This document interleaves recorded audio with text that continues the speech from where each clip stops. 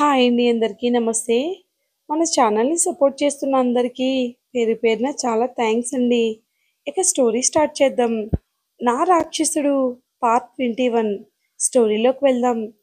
ఆలస్యం చేయకుండా తనని ఎత్తుకుని కారు బ్యాక్ సీట్‌లో పడుకోబెట్టి స్వప్న ధరణి తలని తన ఒళ్ళో పెట్టుకుని కూర్చుంటుంది. విజయ్ కార్‌ని హాస్పిటల్ వైపు పరుగులు పెట్టిస్తాడు. విజయ్ ధరణిని హాస్పిటల్‌కి తీసుకువెళ్ళగానే ముందే ఇన్ఫార్మ్ చేయడం వల్ల డాక్టర్స్ అందరూ రెడీగా ఉంటారు హాస్పిటల్‌లో. ఆ హాస్పిటల్ సూర్య వాళ్ళదే కాబట్టి స్పెషలిస్ట్ డాక్టర్స్ ధరణిని ట్రీట్మెంట్ చేస్తారు. ఐసీయూ బయట నుంచున్న స్వప్న, విజయ్ చాలా టెన్షన్‌గా ఉన్నారు. విజయ్ అయితే బంగారం అన్నయ్య వెంట కదా ఉండేది. మరి అన్నయ్య ఎక్కడికి వెళ్ళాడు? ఈ టైం దాకా తను ఏం చేస్తుంది? ఒకవేళ మీటింగ్స్ వల్ల లేట్ అయితే బంగారం ఒక్కతే ఇంత రాత్రివేళ ఒంటరిగా ఎలా వచ్చింది? పైగా బాగా ఏడ్చినట్టు ఒకవేళ ఉంది. అన్నయ్యకు తనకు ఏమైనా గొడవ జరిగిందా అని ఆలోచిస్తాడు విజయ్. డాక్టర్ బయటకు వచ్చి she is all right sir, మీతో మాట్లాడాలి, నాతో రండి అని డాక్టర్ క్యాబిన్లోకి వెళ్ళారు. కూర్చోండి సార్, తన గురించి మీకు చెప్పాలి అంటాడు డాక్టర్. విజయ్ భయంగా ఎనీ ప్రాబ్లం డాక్టర్ అంటారు. డాక్టర్ ఎస్ మిస్టర్ విజయ్, నేను తనని ఇంతకు ముందు కూడా ట్రీట్మెంట్ చేశాను.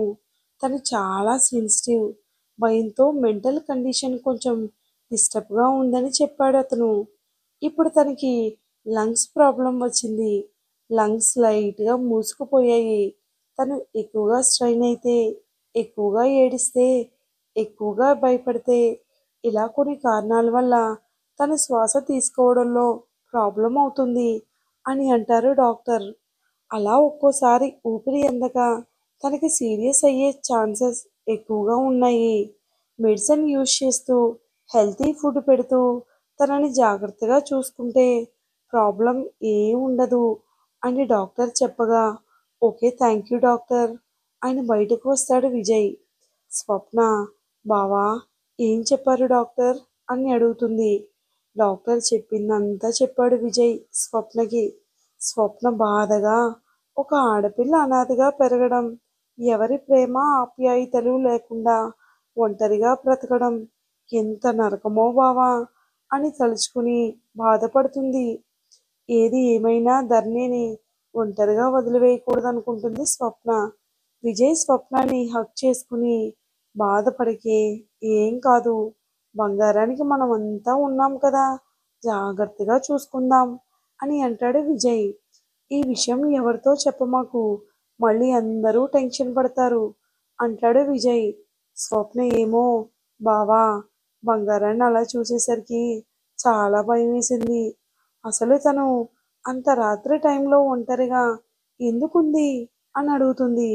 నాకేం తెలిసే, బంగారం లేచి చెప్తే గాని తెలీదు అని ఇంకా గట్టిగా హగ్ చేసుకుని తన తల మీద ముద్దు పెడతాడు విజయ్.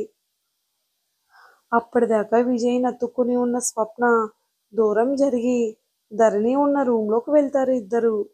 విజయ్, రాక్షసి, ఇప్పటిదాకా ఓ తెగ వాటేసుకునుండి మళ్ళీ ఏం వచ్చింది దీనికి, అలా వెళ్ళిపోయింది, దెయ్యం మొహంది అని తిట్టుకుని తను కూడా ధరణి దగ్గరకు వెళ్తాడు విజయ్. సూర్య స్నానం చేసి వచ్చి పడుకున్న మనసంతా ఒకటే అలజడి. గుండె బాధతో మెలుగుతూ ఫాస్ట్గా కొట్టుకుంటుంది. హా అని గట్టిగా అరుస్తూ మందు బాటిల్ ఓపెన్ చేసి ఫుల్ బాటిల్ తాగేస్తాడు సూర్య. అయినా సరే అలాగే హార్ట్ బీట్ అంతకంటే ఎక్కువ అవుతుంటే అసహనంగా గుండె మీద చెయ్యి వేసుకుని రుద్దుకుంటూ, ఇది ఎందుకు ఇలా కొట్టుకుంటుంది, ఈ పొట్టిది బాగానే ఉందా, సేఫ్గా ఇంటికి వెళ్ళిందా లేదా అని తన సెక్యూరిటీకి కాల్ చేస్తాడు. సెక్యూరిటీతో ధరణి మేడంని ఇంటి దగ్గర డ్రాప్ చేశారా అని అడుగుతాడు సూర్య. ఆ మాటకి సెక్యూరిటీకి చెమటలు పడుతూ, సార్, మేడం మీకోసం లోపలికి వచ్చారుగా అని, మేం భోజనం చేయడానికి వెళ్ళి ఇప్పుడే సార్ వచ్చింది అని అంటారు సెక్యూరిటీ వాళ్ళు. సూర్య ఆ మాటకి మెంటల్ వచ్చి, మిమ్మల్ని ప్రాణాలతో వదలను, మీ డ్యూటీ మీరు సరిగా చెయ్యకపోతే ఎందుకు మీరంతా అని తిట్టి ఫాస్ట్గా రెడీ అయి బయటకు వచ్చాడు సూర్య. సెక్యూరిటీని చూసి మీరందరూ మార్నింగ్ నాకు కనిపించాలని చిటికి వేసి గంభీరమైన గొంతుతో చెప్పి కార్ డ్రైవ్ చేసుకుంటూ వెళ్ళాడు సూర్య. సూర్యని చూసిన వాళ్ళందరికీ భయంతో చెమటలు పట్టి రేపు తమ పరిస్థితి ఏంటో అని తలుచుకుని తమ డ్యూటీ గుర్తొచ్చి వాళ్ళకు సూర్య వెనకాలే కారులో బయలుదేరతారు వాళ్ళు కూడా. ఫాస్ట్గా ఇంటికి చేరుకున్న సూర్య ఒక్క క్షణం ఆలస్యం చేయకుండా ధరణి రూమ్లోకి వెళ్ళి చూస్తాడు సూర్య. తను ఎక్కడా కనిపించలేదంతే. ఫాస్ట్గా కిందకు వచ్చి చూశాడు. అందరూ పడుకుని ఉన్నారు.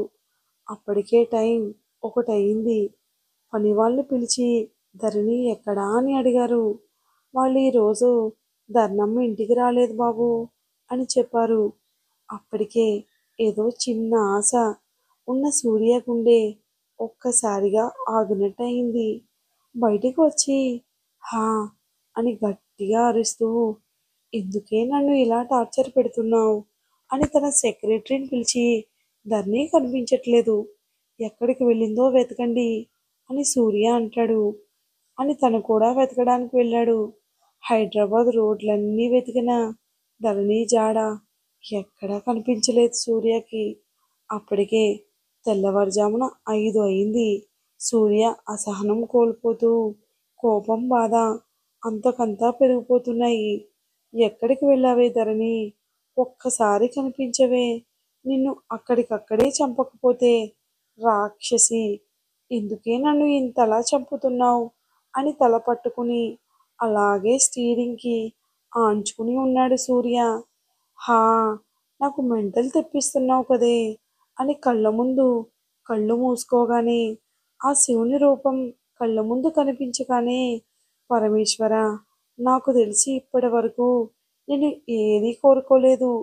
తెలిసి తెలియక చేసిన నా తప్పును క్షమించు దేవుడా. అంతేకాని పుట్టిదానికి ఏం కాకుండా చూడు అని అది నిన్ను భక్తి శ్రద్ధలతో పూజించేది కదా. దానికి గాని ఏమైనా అయితే ఇంక నువ్వు లేవని నేను గట్టిగా నమ్ముతాను. అలా కాకుండా నువ్వే గనక నిజమైతే దానికి ఏ ప్రమాదం కాకుండా చూడు స్వామి అని మొదటిసారి ఎంతో వేదనతో మనసులో వేడుకున్నాడు సూర్య. సూర్య అలా కళ్ళు మూసుకోగానే విపరీతమైన టైర్డ్నెస్తో తనకు తెలియకుండానే కళ్ళు మూసుకుపోయాయి సూర్యకి. ఉదయం 6 గంటలకు కష్టం మీద కళ్ళు ఓపెన్ చేసి చూసింది ధరణి. తను ఎక్కడ ఉందో అర్థం కాక చుట్టూ చూసేసరికి హాస్పిటల్ అనే సంగతి తెలిసింది ధరణికి. తను ఎదురుగా ఉన్న స్వప్న విజయ్ని చూసి అన్ని కోట్ల ఆస్తికి వారసులు తన కోసం రాత్రంతా ఇక్కడే ఉండేసరికి ధరణికి చాలా బాధగా అనిపించింది మనసులో. నీరసం వల్ల అతి కష్టం మీద స్వప్న అని పిలిచింది. ఆ పిలుపు కోసమే రాత్రంతా ఎదురు చూస్తూనే కూర్చున్న వాళ్ళు ఆమె పిలవగానే స్వప్న ధరణిని గట్టిగా కౌగిలించుకుని కొన్ని క్షణాల వరకు ఏం మాట్లాడలేదు ఇద్దరు. నిదానంగా ఆమె నుండి విడివడి ఎలా ఉంది ఇప్పుడు అని ప్రేమగా అడిగింది స్వప్న. స్వప్న, మీరు రాత్రంతా ఇక్కడే ఉన్నారా? సారీ సార్, నా వల్ల మీకు ఇబ్బంది కలిగినందుకు అంటుంది ధరణి. విజయ్ కోపంగా మేము నిన్ను మా సొంత మనిషి అనుకుంటున్నాం ధరణి, నువ్వు మమ్మల్ని పరాయి వాళ్ళలాగా చూస్తున్నావు బంగారం అంటాడు సీరియస్గా విజయ్. ధరణి కన్నీళ్లతో సారీ సార్ అంటుంది. స్వప్న, ఇదంతా వదిలే బంగారం, అసలు ఏం జరిగింది? నువ్వేంటి అలా రోడ్డు మీద ఒంటరిగా ఉన్నావు? నిన్ను చూడగానే మాకు ఎంత భయం వేసిందో తెలుసా బంగారం? నిన్ను అలా చూడగానే ఎంత ఏడుపు వచ్చిందో. ధరణికి మాత్రం రాత్రి జరిగిందంతా గుర్తు రాగానే పాపం కళ్ళల్లో నుండి కన్నీళ్లు ధారలుగా వస్తున్నాయి. విజయ్ స్వప్నని అరిచి ఇప్పుడే కదా తను కళ్ళు తెరిచింది స్వప్న. విజయ్ ధరణి కన్నీళ్లు తుడిచి ఏడవకుమా బంగారం, నీకు ఇష్టం ఉంటేనే చెప్పు, ఇలా ఏడ్చి నీ హెల్త్ పాడు చేసుకోకు అంటాడు విజయ్. నేను డాక్టర్తో మాట్లాడి వస్తా అని వెళ్ళి డాక్టర్తో మాట్లాడి తన హెల్త్ కండిషన్ ఒకసారి చెక్ చేసి ఇంటికి తీసుకువెళ్ళొచ్చా అని డిశ్చార్జ్ చేస్తారు డాక్టర్. ధరణిని తీసుకుని విజయ్, స్వప్న ఇంటికి బయలుదేరతారు. ఇక్కడ ఇంట్లో పెద్దవాళ్ళందరూ రాత్రంతా పిల్లలు ఇంటికి రాలేదని తెలిసి ఎవరికి ఏమైందో అని తెగ టెన్షన్ పడిపోతున్నారు పాపం. ఇక్కడ మహేంద్ర వర్మ గారు మాత్రం సెక్యూరిటీ వాళ్ళని పిలిచి ఏం జరిగింది ఈ రాత్రి అని తెలుసుకుంటాడు ఆయన. సూర్య, ధరణి కనిపించడం లేదని చెప్పిన విషయం చెప్పి ఇంకా వెతుకుతున్నారు సార్, ఏ ఇన్ఫర్మేషన్ తెలియలేదంటాడా మహేంద్ర ఆలోచిస్తూ. బంగారం ఎక్కడికి వెళ్ళింది, కనిపించకపోవడం ఏంటి, సూర్య ఎక్కడున్నాడు మరి, అసలు స్వప్న, విజయ్ రాత్రి ఇంటికి ఎందుకు రాలేదు అని ఆలోచిస్తూ ఉంటాడు మహేంద్ర వర్మ గారు. అప్పుడే ధరణిని తీసుకుని విజయ్, స్వప్న లోనికి వస్తారు ఇంటికి. పాపం ధరణి సిచ్యువేషన్ ఏంటో మనం నెక్స్ట్ వీడియోలో తప్పక చూద్దామండి. వీడియో కనుక నచ్చినట్లయితే లైక్ చేసి సబ్స్క్రైబ్ చేసి మన ఛానల్ కొంచెం సపోర్ట్ ఇస్తారని కోరుకుంటున్నాను. Thanks for watching.